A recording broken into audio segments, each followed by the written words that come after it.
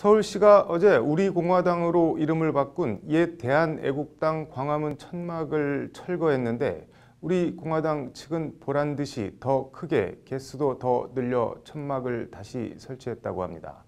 세월호 천막과의 형평성 등 여러 얘기가 나오는데 광화문 천막 현장을 취재한 장한지 기자의 보도를 보시고 판단하시죠.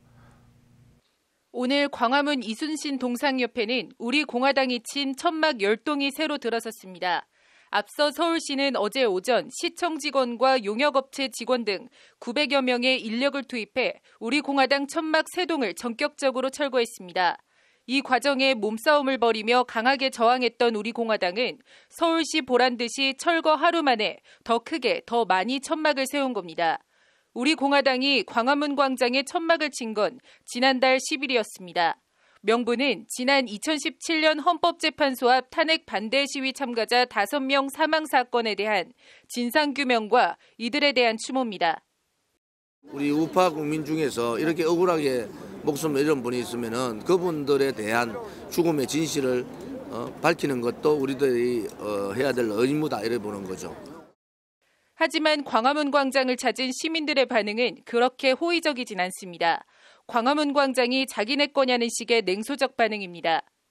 서울 시민들의 그런 공간인데 너무 이기적으로 물론 자기네 의견을 표현하는 것도 좋긴 하지만 너무 이기적인 부분들이 그렇게 좋은 것 같지는 않고요. 지금 그렇게 좋은 감정이 아니어서 그런지 좀 하루라도 빨리 없어졌으면 좋겠습니다.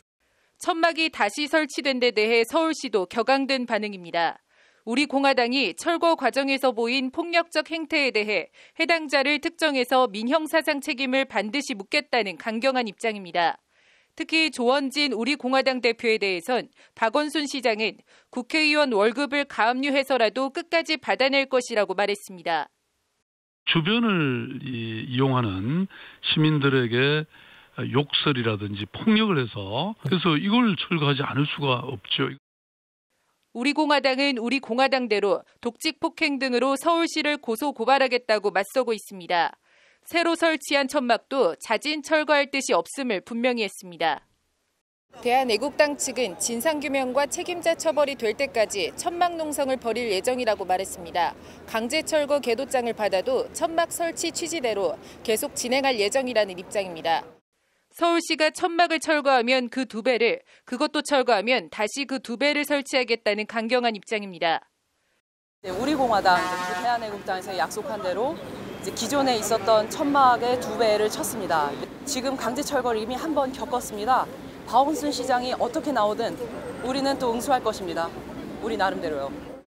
일단 서울시 조례는 광화문 광장을 사용하려면 적어도 일주일 전에 서울시 허가를 받아야 합니다. 우리공화당은 천막을 먼저 세우고 사후에 신청서를 냈지만 시민의 건전한 여가라는 광장 사용 목적에 맞지 않는다는 이유로 신청을 반려했습니다. 네, 이거는 사전에 서울시와 협의가 전혀 된 것도 아니고 무단으로 불법으로 이제 들어와 있는. 일각에서 제기되고 있는 세월호 천막과의 형평성 논란에 대해서도 서울시는 경우가 다르다며 선을 그었습니다.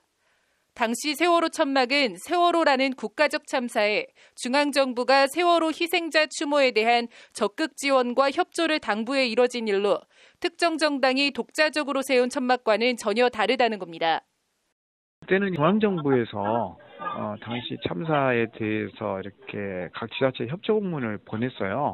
정부 차원에서 해주라고. 그 차원에서 이제 서울시에서 그 유족들하고 협의해서 상호 합의하고 그 다음에 서울시와 우리공화당이 마주보고 달리는 열차처럼 강대강으로 맞서며 광화문 우리공화당 천막 강제 철거 2라운드를 예고하고 있습니다. 법률방송 장한지입니다.